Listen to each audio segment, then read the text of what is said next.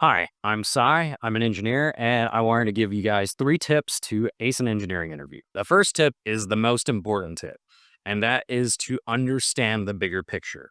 If you don't know it already from the job rec, you should at least be prepared to go into this interview and understand what exactly the bigger picture is and where the team fits in there. This will enable you to ask questions like, what does this system do to integrate with the other platforms? Or what interfaces or common issues are they seeing?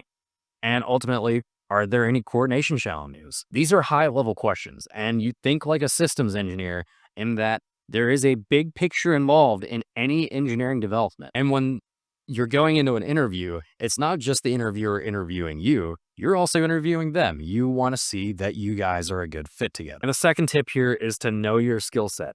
So, based on the first tip, you now have an understanding of where the gaps are in this project or this company, and you know why the interviewer was looking to hire some. That is the most important thing. You need to understand why this job requisition was posted. Was it because there's an overabundance of work that they need help with, or is there a very particular need that they need someone to fill? Based on that, you can bring your expertise to the table, your skills to the table, and offer to solve those problems. For example, say that in the larger picture, they were noticing a lot of issues with 2 teams on a project. Well, if one of your skill sets is coordination and understanding the bigger picture, you would make a remarkable engineer in this position. So, if there's a point that I'm going to drive home here, that point is come in swinging with questions. The more prepared you are to ask questions, the better off you will be in this interview. And then the third tip, try and make your thought process very transparent.